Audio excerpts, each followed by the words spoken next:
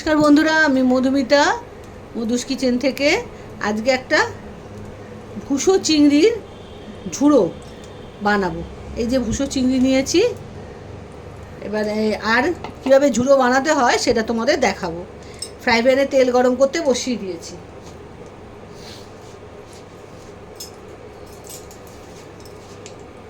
ভুসো চিংড়িটার মধ্যে 1 চামচ অল্প করে একটু হলুদ গুঁড়ো দিলাম,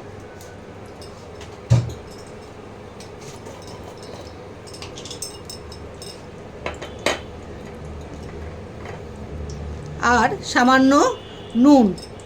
হলুদ আর নুন দিয়ে এই চিংড়ি মাছটা একটু মাখিয়ে রাখবো। আর এদিকে তেলটা গরম হোক। তেলটা গরম হলে কি করব সেটা তোমাদের দেখাচ্ছি। এইভাবে নুন হলুদ মাখিয়ে রেখে দেবো চিংড়ি মাছটাকে। এই চিংড়ি মাছটা তোমরা সবাই দেখেছো, বাজারে বিক্রি হয়। এই চিংড়ি মাছের বড়াও খাওয়া যায়, আবার ঝুড়োটাও ভালো লাগে খেতে, তাই আজ এই ঝুড়োটা বানিয়ে তোমাদের দেখাচ্ছি। তেলটা গরম হয়ে গেছে। প্রথমে তেলের মধ্যে দেব রসুন কুচি।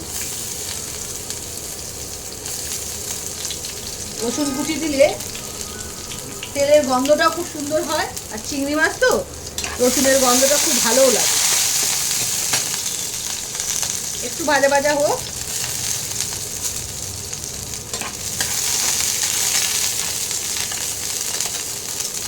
এবারে চিংড়ি মাছের আন্দাজ বুঝে পেঁয়াজ কুচিগুলো এবার দিয়ে দিলাম।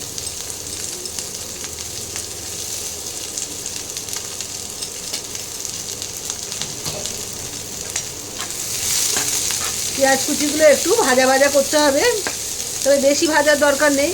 কাঁচা গন্ধটা যাওয়া অবধি ভাজতে হবে, তারপরে অন্য পরপর জিনিসগুলো দিতে হবে। একটু পরে এটা ভেজে নিই, তারপর তোমাদের দেখাচ্ছি। অল্প ভাজা হবে, পেঁয়াজের গন্ধটা যাওয়া অবধি। পেঁয়াজের কাঁচা গন্ধটা চলে গেছে। এবার আমি দিয়ে দেবো টমেটো কুচি। একটা বড় টমেটো কুচি করেছি, আর অল্প কাঁচা লঙ্কা কুচি। এই যে আমি 2টো কাঁচা লঙ্কা কুচিয়ে দিয়েছি। তোমরা যেরকম ঝাল খাবে কমিয়ে বাড়িয়ে যেরকম দিতে পারো। আমি 2টো নিলাম, কেন শুকনো লঙ্কার গুঁড়ো তো পড়বে, ওই জন্য আমি 2টো নিয়েছি।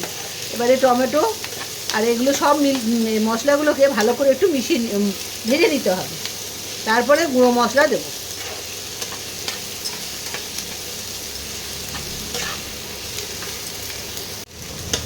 সব মশলাগুলোর কাঁচা গন্ধ চলে গেছে। এবারে আমি চিংড়ি মাছটা দিয়ে দেবো।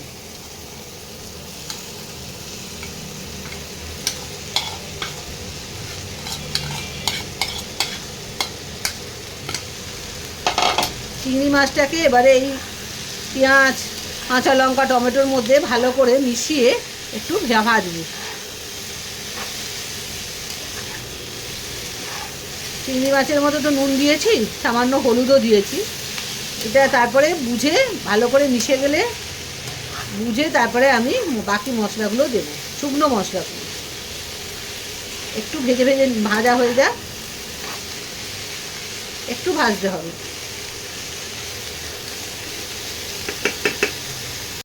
দেখো বন্ধুরা, একটু ভাজা ভাজা হয়ে গেছে। এবারে আমি হলুদ কিন্তু অনেকটাই হয়ে গেছে, আর সামান্য একটু হলুদ দিলে হয়ে যাবে। সামান্য একটু হলুদ দিলাম। নুনও বুঝে দেবে, একবার নুন দেওয়া হয়ে গেছে। অল্প করে বুঝে নুন দিলাম, লাগলে পরে দেওয়া যাবে।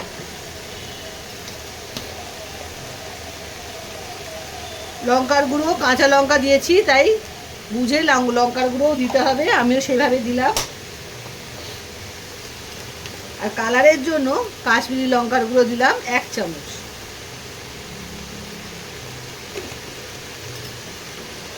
এবারে ভালো করে এগুলোকে মিশিয়ে নিতে হবে।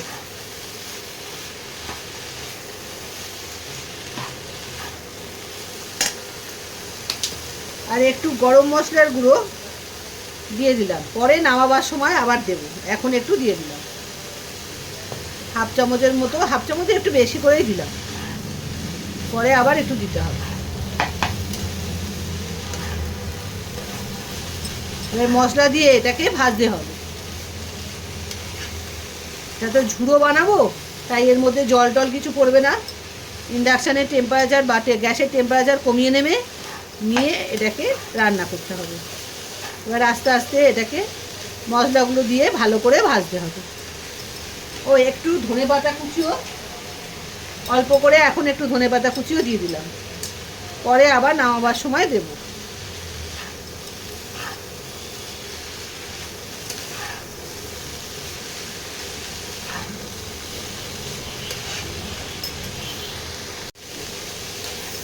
ভাজা প্রায় হয়ে এসছে, এবারে আমি গরম মশলা ধনেপাতা দিয়ে নামিয়ে ফেলবো।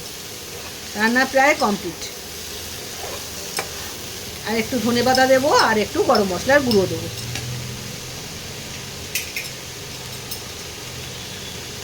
ধনেপাতা কুচি দিয়ে দিলাম,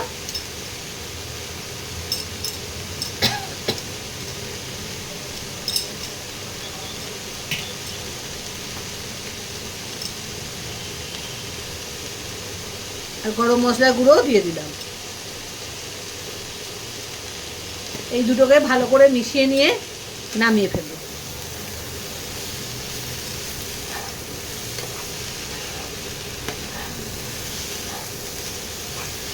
ব্যাস, রান্না কমপ্লিট।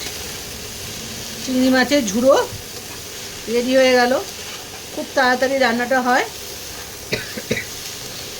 ভাত দিয়ে শুকনো ভাতে বা সাদা ভাতে মেখে খেতে খুব ভালো লাগে। তোমরা করে খেও, পুরো ভিডিওটা দেখো। খুব সোজা, এমন কিছু মশলাও লাগে না, তো রান্নাটা খুব তাড়াতাড়ি হয়ে যায়, খেতেও ভালো লাগে। এবারে আমি নামিয়ে নিয়ে তোমাদের দেখাচ্ছি। এতে ঢেলে ফেলেছি, এই দেখো তৈরি হয়ে গেছে চিংড়ি মাছের ঝুড়ো।